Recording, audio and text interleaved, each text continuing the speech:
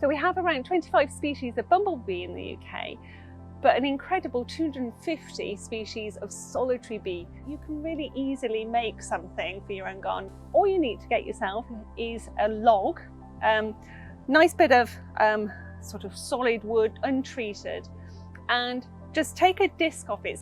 I would say maybe something that's maybe 3 or 4 inches in depth at least. Get yourself a drill bit, and your aim is to make lots of little holes into the face of the log.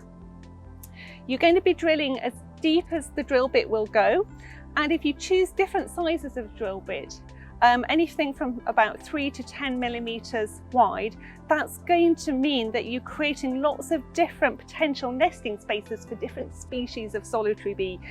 Put that up somewhere on a nice, try to find perhaps a sunny-ish wall. That means it'll warm up quickly and be very attractive to bees.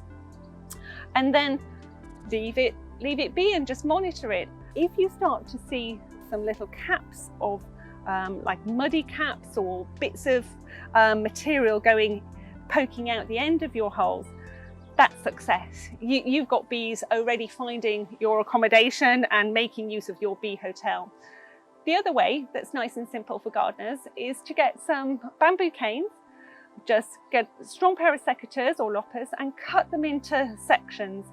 You might need to drill through the core of the cane a little bit, because although you don't want to be able to see daylight at the end of any of these holes, you do need to make sure that where the nodes are on the bamboo canes, that it's deep enough for a bee to be able to nest in there.